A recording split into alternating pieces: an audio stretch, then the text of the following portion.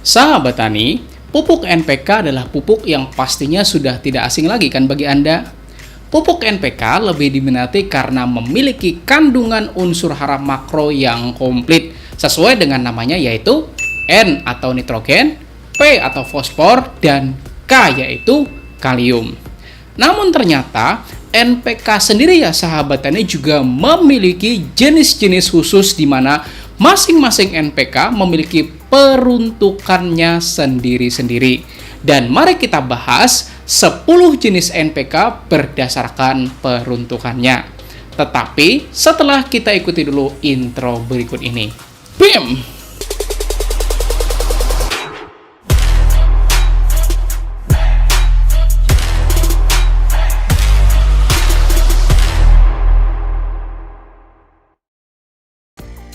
Dan saya doakan buat Anda yang sudah subscribe channel ini dan klik tombol loncengnya, mudah-mudahan ilmunya makin berkah dan rezekinya tambah banyak lagi. Amin. Sahabat tani, pupuk berdasarkan komposisinya terdiri dari dua, yaitu pertama adalah pupuk tunggal, yaitu pupuk yang kandungan unsur hara di dalamnya tuh hanya satu jenis aja. Misal pupuk urea yang kandungannya adalah 46% nitrogen. Kemudian KCl yang kandungannya berapa persen? 60% kalium ya sahabat tani, dan pupuk tunggal lainnya.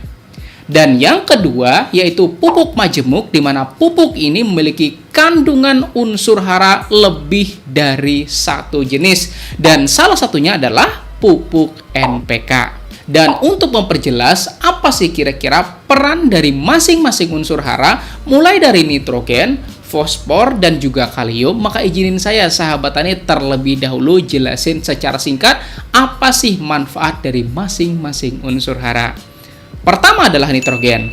Nitrogen merupakan unsur hara yang sangat dibutuhkan tanaman, apalagi saat tanaman kita tuh masih dalam fase vegetatif.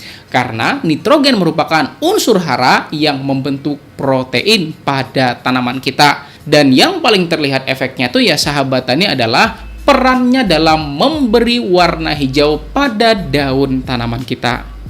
Kedua adalah fosfor, di mana fosfor berperan dalam proses pembelahan sel dan pembentukan bunga, buah, biji, serta berperan juga dalam perkembangan perakaran tanaman kita. Kemudian yang ketiga yaitu kalium, yang merupakan unsur hara yang berperan sebagai pengangkut hasil fotosintesis ke jaringan tanaman kita, sekaligus juga dapat meningkatkan kekebalan tubuh tanaman kita dan berperan penting pada saat masa generatif, terutama saat pembungaan dan pembuahan. Nah, itu tadi ya sahabat tani peran dari N, P, dan K. Sekarang kita bahas 10 jenis NPK berdasarkan peruntukannya. Pertama adalah NPK seimbang. Yang namanya seimbang ya sahabat tani kan artinya setara, benar nggak? Sama rata. Maka NPK seimbang artinya NPK yang kandungannya sama rata. Contoh dari NPK seimbang misalnya NPK 16, 16, 16. Kemudian NPK 15, 15, 15, 17, 17, 17, 21, 21, 21, dan lain sebagainya. Intinya, semua angka grade fertilizer-nya itu sama. Dan ngomongin soal grade fertilizer, bagi Anda yang belum tahu, maka kode yang ini ya sahabat tani yang menunjukkan grade fertilizer. Dan penjelasan detailnya sudah saya paparkan pada video yang ini. NPK seimbang pada dasarnya bisa diaplikasikan pada semua fase tanaman. Namun untuk menyesuaikan dengan kebutuhan tanaman kita, maka NPK seimbang bisa kita tambahkan dengan pupuk tunggal lainnya, misalnya urea pada saat masa vegetatif, atau kita tambahin pupuk majemuk misal MKP ya sahabat tani buat pengaplikasian kocor pada saat masa generatif. Atau pupuk karate misalnya untuk menambahkan unsur hara lainnya juga. Kemudian yang kedua yaitu NPK yang tinggi N dan K namun rendah P-nya. Dan contohnya pada merek NPK Mutiara Grower dengan grade fertilizer yaitu 15, 09, 20 plus TE. Kemudian NPK Pusri dengan grade fertilizer 13, 6, 27, 4, Kemudian Yaramila Winner dengan grade fertilizer 15, 09, 20 plus Mg dan S plus Te. Kemudian NPK Goldnya DGW dengan grade fertilizer 16, 10, 18. Kemudian NPK boosternya DGW dengan grade fertilizer 12, 6, 22 plus Te, dan varian-varian lainnya. Jenis NPK ini biasanya dipakai pada masa generatif tanaman pada saat musim kemarau, karena pada saat musim kemarau, tanaman lebih banyak membutuhkan unsur hara nitrogen dan kalium, serta unsur hara mikro juga. Makanya biasanya jenis ini, biasanya ya sahabat tani, ada embel-embel Te-nya di belakang grade fertilizernya. Dan buat Anda yang belum tahu, Te itu singkatan dari trace element atau unsur hara mikro. Kemudian yang ketiga yaitu NPK tinggi kalium seimbang nitrogen dan fosfornya. Misal NPK Kebomas dengan grade fertilizer 12, 11, 20. NPK Pelangi dengan grade fertilizer 12, 12, 17, 2. Kemudian NPK Superfolium dengan grade fertilizer 20, 20, 25. Atau NPK granularnya Mahkota dengan grade fertilizer 12, 12, 17, 2 Te. Jenis NPK ini biasanya kita aplikasikan pada saat tanaman mulai masuk masa generatif sampai tanaman mau panen gitu ya sahabat tani. Kemudian yang keempat yaitu NPK tinggi nitrogen dan fosfor namun rendah kaliumnya, dan biasanya ada plus magnesiumnya juga. Contoh dari NPK jenis ini yaitu NPK Compound Cap Bunga Merah dengan grade fertilizer yaitu 15, 15, 6, 4. Mengingat NPK ini ada magnesiumnya, maka biasanya diaplikasikan pada tanaman yang punya kadar rendemen dan juga kadar lemaknya. Dan contoh tanamannya misalnya kelapa sawit, kakao, nilam, tanaman bunga yang menghasilkan wangi-wangian, dan lain sebagainya. Dan NPK jenis ini biasanya diaplikasikan pada fase vegetatif. Dan untuk masa peralihan sampai masa generatifnya, maka bisa menggunakan NPK yang kelima, yaitu NPK seimbang namun punya kandungan magnesium. Misal merek NPK Pelangi khusus kakao dengan grade fertilizer yaitu 14, 12, 16, 4. Di mana 4-nya adalah unsur magnesium. Nah, ini bisa diaplikasikan pada masa peralihan sampai masa generatif untuk yang punya kadar rendemen atau kadar lemak. Dan biasanya kebanyakannya masih mencampurkan lagi dengan pupuk yang mengandung fosfor dan kalium lainnya juga buat meningkatkan kadar fosfor dan juga kaliumnya. Kemudian NPK yang keenam yaitu NPK dengan kadar nitrogen yang tinggi sementara fosfor dan kaliumnya yang lebih rendah. Misalnya pada merek NPK Mutiara Sprinter dengan grade fertilizer 20, 10, 10. Dari namanya aja sprinter ya sahabat tani, yang artinya pelari kencang. Maka pupuk NPK ini memang dikhususkan buat memacu pertumbuhan pada fase vegetatif tanaman.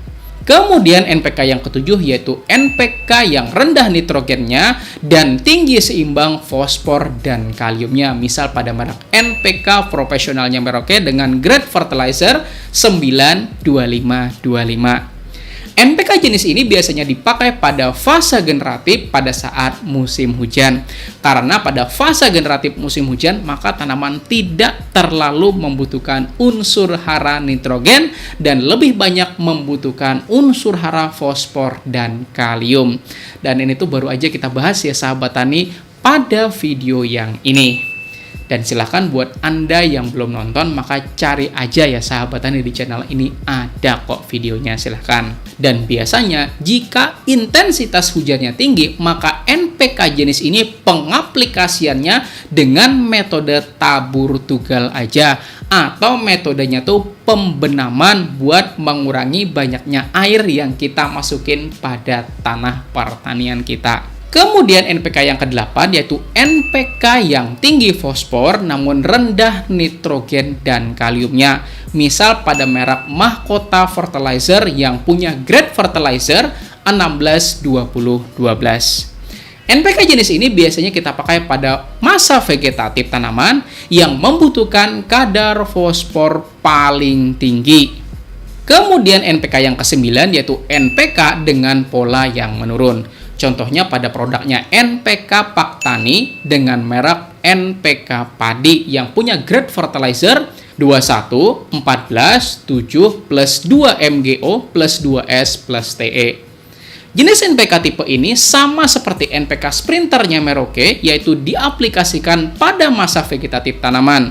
Namun bedanya NPK jenis ini tuh kita berikan terkhusus untuk Anda yang ngasih pupuk dasarnya hanya sedikit atau bahkan tidak sama sekali menggunakan pupuk dasaran yang berunsur hara fosfor.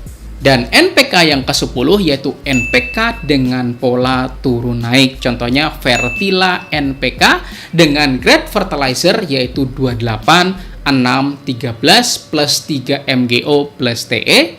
Atau NPK Kujang dengan grade fertilizer yaitu 30, 6, 8. Kegunaan NPK ini juga diaplikasikan pada fase vegetatif tanaman, namun bedanya dengan pupuk yang sebelumnya tadi ya sahabat tani, yaitu NPK jenis ini diberikan jika sebelumnya tanaman sudah diberikan pupuk dasar yang berfosfor tinggi gitu ya sahabat tani. Nah, itu tadi jenis-jenis NPK yang perlu Anda ketahui. Mungkin yang jadi pertanyaan bagi Anda, dari semua NPK ini, mana sih kira-kira yang saya pakai buat tanaman saya? Maka saya jawab ya sahabat tani, sesuaikan aja tanaman apa yang Anda tanam dan fase apa tanaman Anda.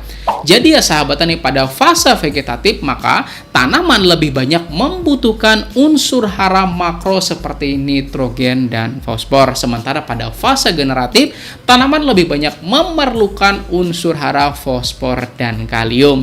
Maka tinggal sesuaikan aja ya sahabat tani. Misalnya nih Anda nanam cabai misalnya dengan usia tanaman masih masuk masa vegetatif dan Anda mau melakukan pemupukan pertama. Misalnya, jika Anda sebelumnya sudah memberikan pupuk dasaran yang ada kandungan fosfor slow release-nya dan Anda juga sudah memberikan pupuk organik sebelum tanam, artinya pada saat pemupukan pertama, Anda tuh nggak perlu lagi memberikan NPK yang tinggi kadar fosfornya. Dan juga ada kadar Te-nya itu nggak perlu lagi ya sahabat tani. Maka misalnya Anda bisa kasihkan NPK Kujang dengan grade fertilizer 30, 6, 8. Atau NPK Sprinter yang grade fertilizernya 20, 10, 10. Atau NPK 15 atau 16 yang Anda tambahin sedikit pupuk urea atau pupuk nitrea, itu juga bisa ya sahabat tani. Kemudian misal lagi buat dasaran nih, Anda sudah aplikasikan misal pupuk organik padat, kemudian pupuk berfosfor, kemudian Anda tambahin lagi PGPR yang isinya tuh ada bakteri penambat nitrogen dan pelarut fosfor. Dan buat Anda yang belum tahu PGPR, silahkan tonton yang di sini ya sahabat tani. Maka buat susulannya Anda bisa gunakan NPK 16, 16, 16 atau 15, 15, 15 karena kebutuhan nitrogen dan fosfor tadi itu sudah didapat dari PGPR. Atau NPK 16-nya tadi itu Anda bisa tambah dengan magnesium sulfat. Itu juga bisa ya sahabat tani buat melengkapi unsur hara makrosekundernya. Jadi pada intinya ya sahabat tani, dalam pemupukan ini tuh pada intinya kita tuh harus pinter-pinter dalam menghitung pupuk berdasarkan kebutuhan tanaman kita. Dan sesuaikan aja ya sahabat tani unsur hara yang diberikan dengan fase tanaman Anda. Nah itu tadi ya sahabat tani pembahasan kita tentang jenis-jenis NPK. Mudah-mudahan bermanfaat.